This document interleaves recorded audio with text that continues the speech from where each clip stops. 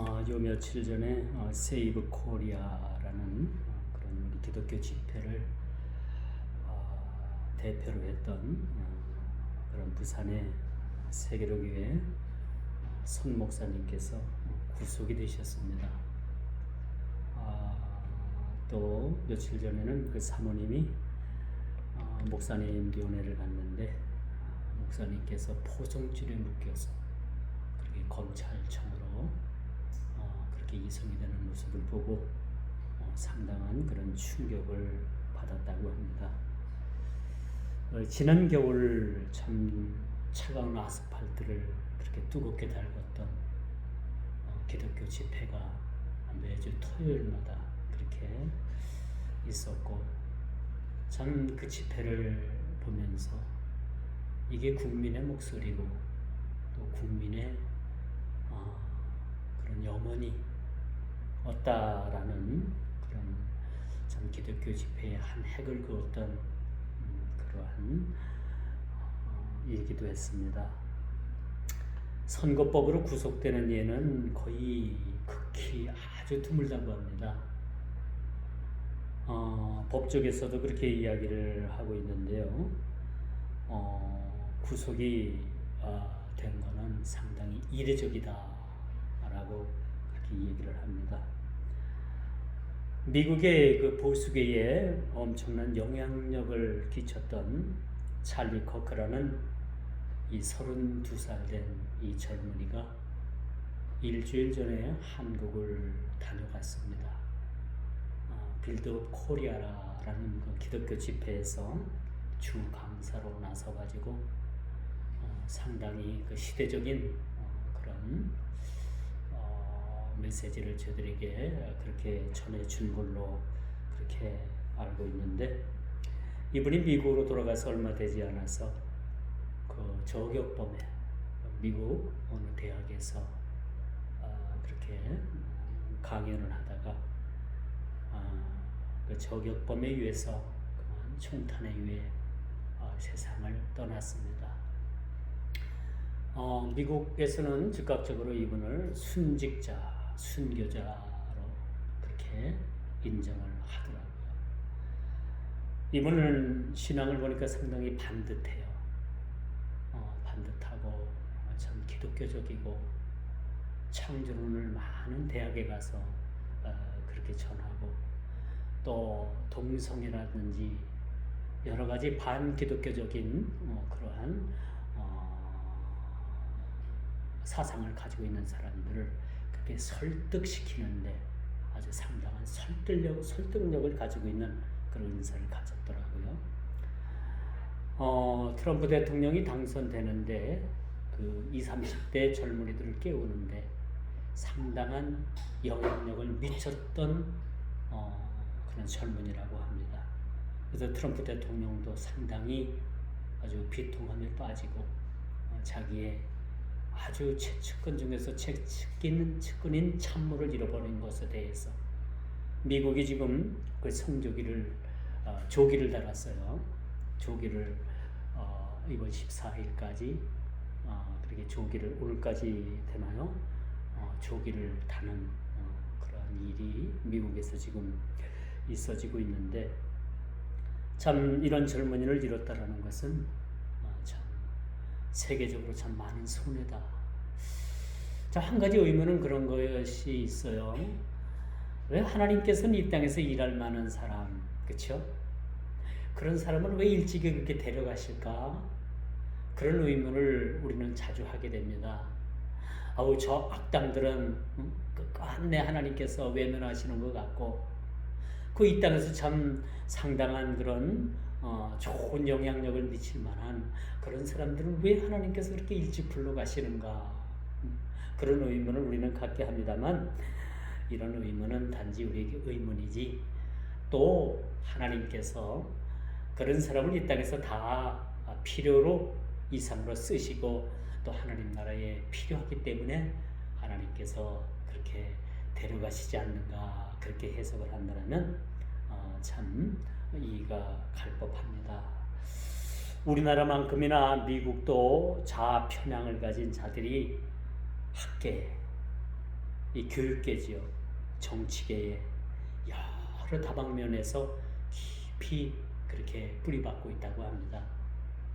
미국이라는 나라가 민주주의를 표방하는 나라지만은 지금 미국도 민주주의의 위기, 대위기에 놓여 있다라고 말을 합니다. 여러분 방금 언급했던 이 젊은이는 트럼프 대선 캠프에서 많은 영향력을 끼쳤어요. 이번에 트럼프 대통령이 당선이 되는데 이 젊은이가 상당한 영향력, 엄청난 그런 도움이 되었다고 합니다. 얼마 전에는 빌드업 코리아라는 김민아 대표가 이끄는 그러한 기독교 집회에 와서 아주 좋은 영향력, 또 선 목사님이 구속됐다고 하니까 이 사실에 대해서 제가 미국 트럼프 대통령에게 직접 알리겠다라고까지 한 그런 젊은이였어요. 참 이런 비보에 많은 사람들이 지금 안타까운, 참 이런 영상, 그분을 보면서 많은 사람들이 눈물을 흘리는 것을 보게 되었습니다.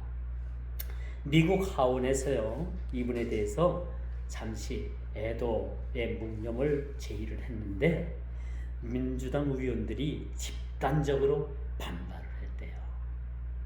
지금 미국도 사실 이런 상황입니다. 우리나라만 지금 어려운 게 아니라 미국도 지금 민주주의를 지켜내기 위해서 엄청난 지금 노력과 더불어서 힘든 상황이라고 합니다. 참 이런 걸 보면 뭔가 세상이 좀 잘못되어 가고 있는 것은 아닌가, 저는 그런 생각을 해요. 뭔가가 잘못된 쪽으로 흘러가고 있다라는 그런 느낌을 그렇게 받지 않으려 할 수가 없습니다. 여러분 비단 대한민국뿐 아니라 지금 세계가 이념과 사상, 진영 논리로 여러분 몸살을 앓고 있습니다. 우리나라만 해도요, 전체주의로 갈 건가 민주주의로 갈 건가라는 이 기로에서 지금 아주 엄청난 그런 싸움이 벌어지고 있습니다. 이뿐입니까? 우리 기독교인들에게는 이 싸움이 영적인 싸움으로서 단순히 보여지는 이념과 사상과 진영의 논리의 싸움이 아니라 이것은 영적인 싸움이에요. 우리가 자유를 지켜내느냐 아니면 세상 우리나라가 전체주의로 갈 거냐라는 그런 큰 싸움에 지금 봉착해 있습니다. 저는 그렇게 생각해요. 목사로서 진짜 성경을 바로 이해하고 성경을 진짜 제대로 믿으면 절대적으로 여러분 전체주의로 갈 수가 없어요. 성경은 민주주의를 표방합니다. 어디를 봐도 민주주의, 남녀 평등이 그 사례가 되는 거죠. 그리고 성경은 상당히 이 가정을 아주 중요하게 생각을 합니다. 그러면 태초에 가정이 어디서 탄생을 합니까? 아담과 하와의 가정을 하나님께서 주신 거예요. 교회보다도 하나님께서는 가정을 먼저 주셨어요. 성경을 읽어보면 여러분 하나님께서 교회를 먼저 주실 법도 한데 하나님께서 먼저 가정을 주신 거예요. 아담과 하와라는 가정을 주셨어요. 그런데 요즘 가정 지켜내기가 만만찮아요. 그렇죠? 남녀 구분이 없는 그런 성평등을 지금 이야기하고 있습니다. 여러분 이 사실에 대해서는 가정이 파괴되는 단초를 제공하게 되는 거예요. 여러분 동성애가 뭡니까? 가정이 산산조각이 나는 그러한 아주 무서운 그런 행위인 것입니다. 그래서 진짜 성경을 알면요, 여러분 전체주의로 갈 수가 없어요. 전체주의로 갈 수가 없어요. 선 목사님이 어느 목사님께 그런 전한 말이 있다고 해요. 내가 구속되고 감방에 가는 건 난 무섭지 않은데 진짜 무서운 게 하나 있는데 목사님, 그 어느 박 목사님이에요. 어느 집회에서 그런 목사님께서 그런 말씀을 하시더라고요. 내가 진짜 무서운 것은 감옥에 가서 갇히고 감옥 생활하는 것이 아니라 내가 진짜 무서운 것은 내가 구속이 되고 내가 감방에 간다고 하는데도 기독교 어느 단체에서든지 어느 단체에서 하나 이 나에 대해서 성명서 하나 내주는 기독교 단체가 없다더라. 그런 서운함을 가지고 여러분 구치소로 갔다고 합니다. 손 목사님 정도 되면은 그래도 한국 교계에 영향력을 끼치고 이렇게 대형 교회로서 지금까지 많은 모범을 보였던 교회입니다. 코로나 시절 때도요, 그 교회는요 끝까지 예배드렸습니다. 저희 교회가 작지만 매주 동에서 나와가지고 직원들이 나와가지고 그렇게 관리를 했던 사실. 그런 상황에서도요 그 교회는 꿋꿋하게 버티고 예배를 공적 예배를 하나도 빼뜨리지 않고 예배를 드렸던 교회죠. 이미 전 정부로부터 미운 털이 박혔던 그런 교회예요. 더더군다나 세이브 코리아를 통해서 탄핵 반대 집회를 했으니 얼마나 정부에 미운 털이 박히고 얼마나 밉상이겠습니까? 지금 기독교 박해가 일어나고 있죠. 이게 우연한 일입니까? 아니에요. 다 계획된 일이고 다 순서에 입각한 그런 일이라고 우리가 보게 되는 것이죠. 그런데 이 손 목사님이 구속이 됐는데 기독교계에 심지어 자기 고신 교단인 그 교단마저도 성명서 하나 내주지 않는 데 대해서 자기는 두렵다. 자기 하나는 감옥 가가지고 갇히는 것은 상관이 없는데 이렇게 기독교가 침묵하고 있고 오늘날 한국교회가 이렇게 침묵하고 있는 데 대해서는 자신은 솔직히 두려움을 느낀다라는 그런 이야기를 저는 어느 목사님께서 그 집회 중에서 하시는 말씀을 들었습니다. 지금 기독교가 침묵하고 있어요. 많은 교회들이 침묵합니다. 왜 침묵할까요? 이미 교회도요 반반이에요. 우리 목사님들도 오늘 그런 모임에 가서 정치 얘기 절대 안 합니다. 왜? 이미 반반이에요. 이야기했던 큰 싸움이 납니다. 이미 기독교 내에도 이미 교회 내에도 이미 반반이 되어버렸어요.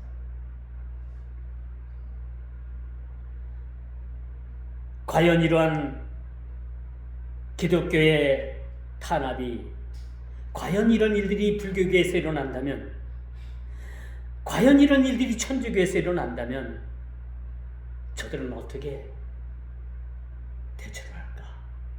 저들도 침묵할까? 오늘날 우리 기독교처럼 침묵할까? 라는 의문을 그렇게 들게 합니다. 멕시코에서 한국 자동차에 대해서 관세 50%를 지금 발표를 했어요. 수출하지 말라는 얘기예요. 지금 15%도 지금 뭐 허덕허덕 하는데 왜 멕시코에서 우리나라의 그 자동차에 대해서 50% 관세를 그렇게 발표를 했을까? 우리나라의 자동차 많은 미국으로 수출하는 그런 자동차가 멕시코에서 만들어져서 미국으로 들어가는 거예요. 근데 여기에 대해서 50% 관세를 때리겠다고 합니다. 자동차 수출하지 말라는 얘기지요. 한국에서 수출되는 자동차가 지금 관세 25%가 지금 적용이 되고 있습니다. 지금 요 몇 달 사이에 우리나라가 5조 원이 날아갔대요. 5조 원이. 지금 이런 시대에 우리가 살아가고 있습니다. 아직도 25% 관세는 해결되지 않은 것으로 보여져요. 어느 경제 전문가가 나와서 이야기를 하는데 이렇게 나가면 몇 달 사이에 우리나라 경제가 완전히 거덜난답니다. 완전히 바닥을 보일 수밖에 없대요. 그런데 여러분, 우리나라 주요 언론들은 이런 사실에 대해서 전혀 방송하지 않아요. 이런 사실에 대해서 뉴스로 전혀 이야기하지 않습니다. 우리나라의 3대 언론 방송사들이 있잖아요. 전부 다 침묵합니다.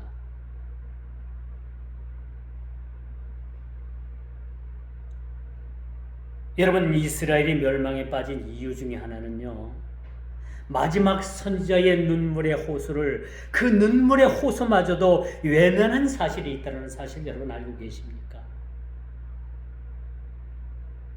유다가 멸망을 하고 예루살렘이 성이 함락이 되고 그렇게 위풍당당했던 그러한 성전이 그 적들에 의해서 무너집니다. 바벨론에 의해서 파괴가 되지. 유다의 멸망은 오늘날 교회의 위기입니다. 오늘 본문 이야기 어떤 이야기? 유다의 멸망 이야기입니다. 예루살렘 그 교회가 멸문 지하에 놓여 있게 되겠다는 그런 이야기입니다. 한마디로 망한다는 이야기입니다. 오늘날 이 유다의 멸망은 오늘날 위기 앞에 서 있는 우리 한국 교회의 모습은 아닌지 우리 스스로를 돌아봐야 합니다. 1980년도, 70년도 중반 이후에는요, 우리와 물론 교단은 달리하지만 여의도 순복음교회 그 조용기 목사님은요, 머리에 막 띠를 띠고 정부가 교회를 탄압하면 막 나가가지고 막 데모하고요, 그렇게 막 맞서고 그랬던 사실이 있었어요. 근데 오늘날 우리 기독교 탄압이 들어오고 교회에 탄압이 들어오고 수색이 들어온다 하더라도 어느 교단, 교회, 어느 단체에서 이렇게 여러분 이거에 대해서 항거하는 교회들이 있습니까? 없어 보여요. 너무나도 침묵을 합니다. 너무나도 고요합니다.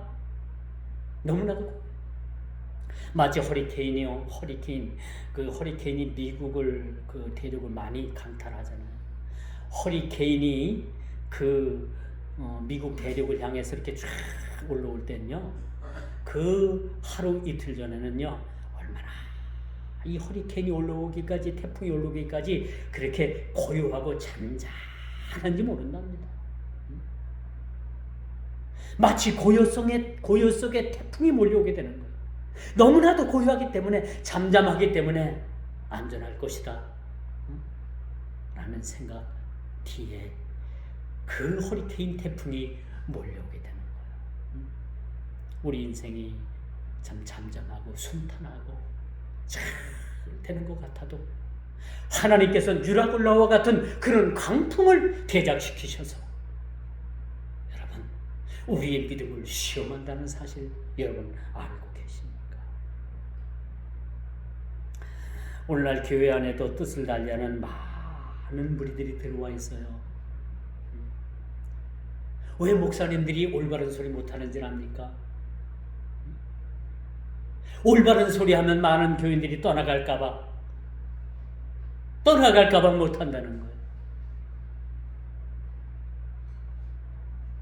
어느 지역 목사 장로로 구성된 5,000명 정도 회원을 가진 그러한 단체가 있어요. 이름은 호로다 들어가요. 성경에 나오는 그러한 이름이기도 합니다. 이런 단체가 있는데 이 단체는요, 그 지역적으로 모인 단체예요.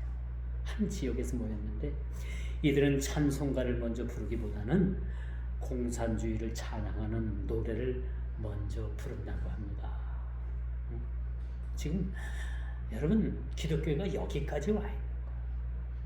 오늘 우리 앞에 교회의 현주소가 이 바로미터가 바로 여기까지 와 있는데도 우리는 너무나도 이에 대해서 무감각하다. 우리 앞에 지금 당장 눈앞에 보이는데도 너무나도 무감각한 그런 사실을 우리가 보게 되는 거예요. 이들은 성경 말씀보다 그들이 사상과 이념을 우위에 두는 모습이 보여지는 거예요. 이들은 순수한 기독교 사상을 폄훼하는 일이 여러분 그들 모임에서 그것이 드러난다고 합니다. 이런 일들은요 우리가 점점 하나가 될 수 없는 길로 가고 있음을 우리가 보게 되는 거예요. 우리가 유다의 멸망에서 보듯이 예루살렘의 멸망에서 보듯이 선지자의 경고를 철저히 무시했던 당시 정치, 종교 지도자들의 무능을 우리는 보게 되는 거예요. 우리가 익혀야 할 것은요, 하나님께서는 어떠한 범죄라도 그냥 지나가는 법이 없습니다. 어떤 범죄라도 하나님께서는 다 기억하고 계십니다. 심지어는 하나님께서 우리의 머리칼까지 세고 계신다고 하잖아요. 우리 마음까지도 헤아리고 계신다고 하잖아요. 이런 하나님 앞에 무엇을 우리가 숨길 수가 있겠습니까?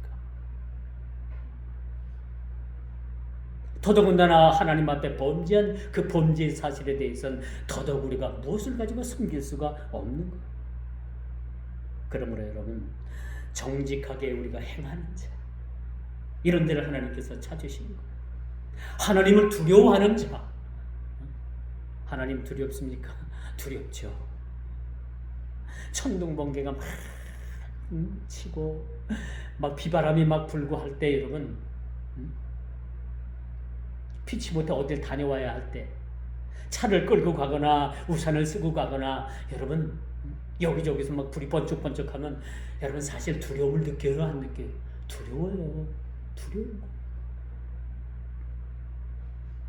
혹시나 하나님께서 이 천둥번개로 나를 그렇게 심판하시질 않을까? 우리는 늘 하나님은 두려운 대상이 됩니다. 여러분, 하나님은 좋으신 하나님이에요. 물론 맞아요.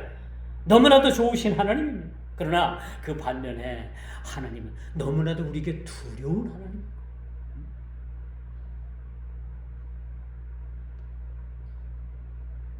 이렇게 하나님을 두려워하고 이렇게 하나님 앞에 정직하게 행하고자 하는 그 한 사람 때문에 그 한 교회, 한 국가, 이런 자들 때문에 하나님께서는 열방을 심판하시고 그 한 사람, 그 한 교회, 그 한 국가를 구원하시기 위해서 그 열방을 심판하신다는 사실 여러분 알고 계십니까?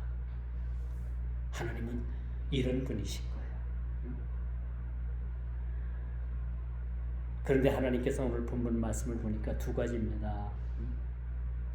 녹슨 끓는 가마의 비유를 통해서 유다를 심판하실 것과 인간의 본능마저 거북해 하시는 그 하나님의 모습, 에스겔 선지자의 그러한 부인이 죽어도 너희는 슬퍼하지 말라는 것, 선지자의 부인이 죽어도 너희는 슬퍼해서는 안 된다는 하나님의 언명이 오늘 본문에 떨어진 거예요. 우리가 상황적으로 이스라엘은 돌이킬 수 없는 그런 타락에 빠져 있었습니다. 당시 상황이 그런 거예요. 그들은 선지자의 경고들을 들을 수도 또한 설령 듣는다 하더라도 깨닫지 못하는 영적 무지에 빠져 있었던 겁니다. 여러분 유럽을 가보세요. 골목 곳곳마다 여러분 무지개 깃발이 아니 꽃인데 무지개 깃발이 여러분 펄럭이지 않은 곳이 거의 없어요. 프랑스 엄청납니다. 이태리 엄청납니다. 이미 유럽은 동성애가 완전히 보편화되어 있어요.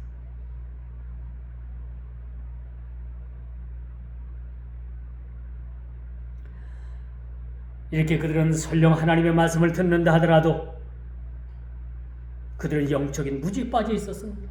그러므로 그들은 그 무지에 빠진 그 상황에서 더 이상 하나님의 말씀으로 그들에게 작용하지 않는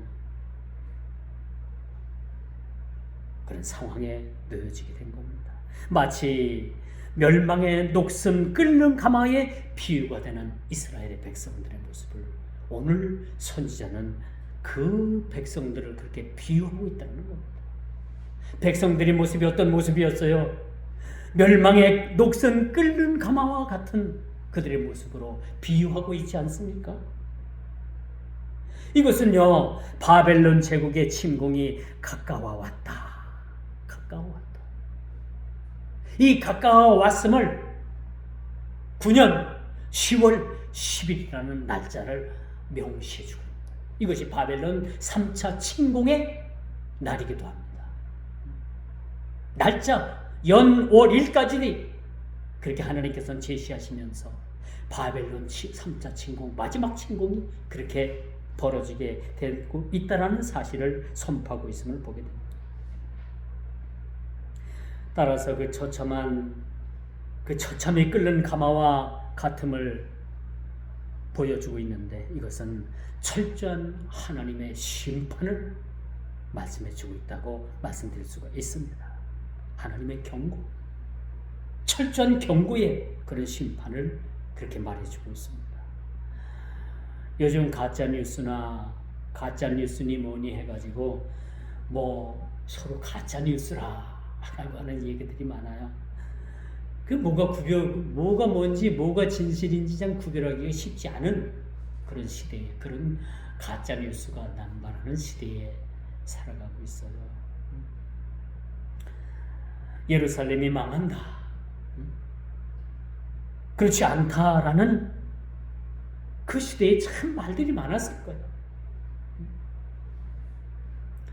9년 10월 11일에 바벨론이 3차 침공을 하게 되는데, 그 침공을 통해서 나라가 망한다, 망하지 않는다라는 말들이 참으로 많았을 거예요.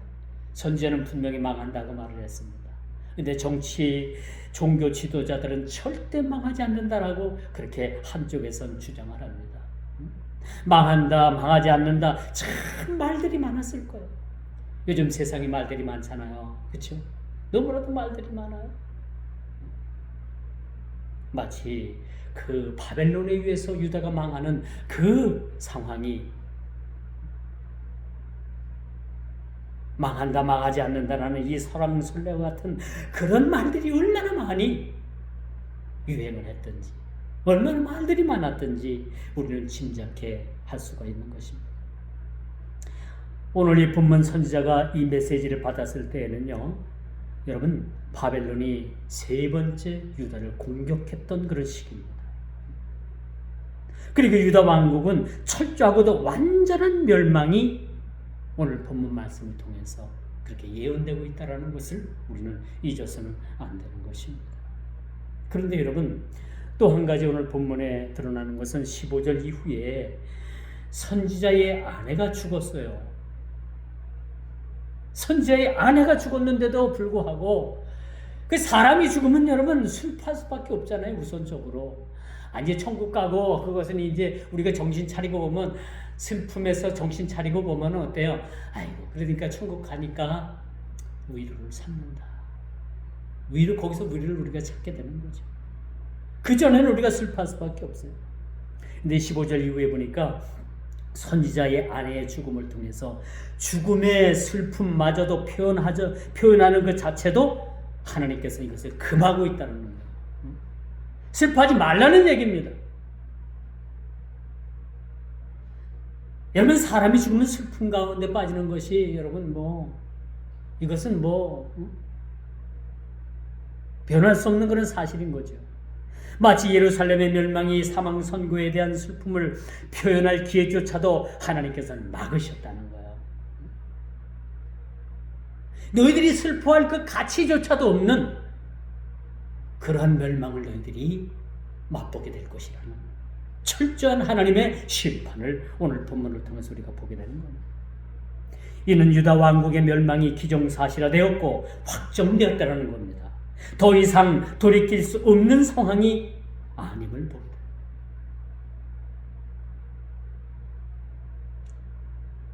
우리가 너무 기막힌 그런 슬픔을 당하면 눈물도 나지 않는다고 하잖아요. 그렇죠? 우리가 너무나도 큰 슬픔을 당하면 눈물도 나지 않아요. 마치 유다의 멸망이 슬픔을 표현하지 못할 정도의 지경에 빠졌다는 거예요. 이게 선지자가 그 멸망에 가는 유다 백성들을 향해서 경고하신 두 번째의 메시지입니다. 그 비유의 말씀인 거예요. 유다의 멸망의 원인이 단순히 바벨론의 침공의 결과가 아니라 하나님의 심판의 서막이라는 것을 그렇게 알려주고 있다는 겁니다. 이런 사실을, 이런 서막에 대해서, 멸망당할 것이라는 것에 대해서 그 시대에 아는 사람이 얼마나 됐겠어요. 얼마나 왕으로부터 시작해갖고 말단 그런 백성들에게 이르기까지 유다가 멸망한다, 하나님께서 심판하신다 라는 그런 사실에 대해서, 이 선자의 경고의 메시지에 대해서 과연 얼마나 많은 사람들이 이 말씀을 수긍하고 받아들였을까. 그것은 의문이라는 사실이죠. 이 녹슨 끓는 가마는 예루살렘과 유다 백성들이 하나님을 떠난 추악한 모습의 일면을 비유해 주고 있다는 거예요. 오늘 녹슨 끓는 가마가 나옵니다. 이 비유는 하나님을 떠난 이스라엘 백성들, 유다 백성들의 일면을 이렇게 비유해 주고 있는 말씀이라고 해요. 유다를 정결하게 하기 위해서 바벨론을 도구로 삼으셨고, 그들의 죄를 도말하기까지는 끓는 가마와 같은 고난을 하나님께서 허락하셨다는 것. 사랑하는 성도 여러분, 고난 가운데 계십니까? 고난이 찾아왔습니까? 이 고난은 우리에게 축복입니다. 왜?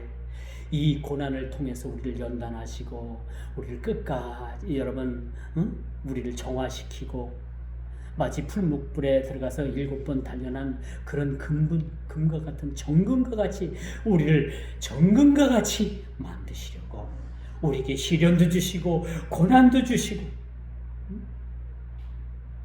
이런 어려운 상황도 우리에게 주신다는 사실을 여러분 믿으시길 바랍니다.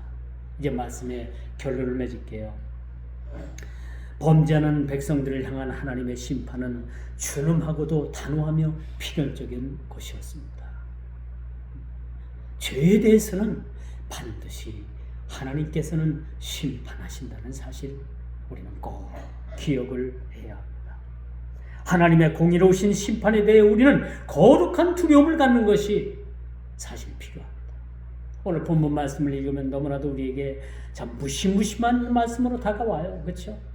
녹슨 끓는 가마로 비유되는 이 유다, 마치 그 부인이 죽어도 울 수 없는 그런 상황, 사람이 슬픔을 당해도 그 슬픔을 표현할 수 없는 그런 극한 상황, 이런 비유를 통해서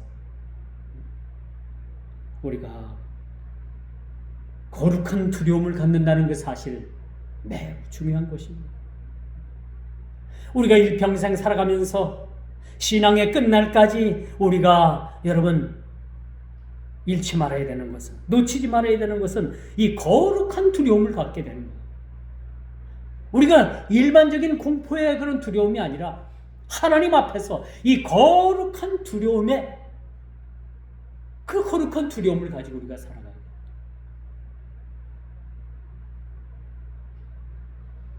아담과 하와가 하나님의 두려운 분이시라면, 죄에 대해서 심판하시는 분이시라고 그들이 여러분 정확하게 알고 있었다면 과연 선악과를 다 먹었겠는가? 그런 의문도 사실은 들게 합니다.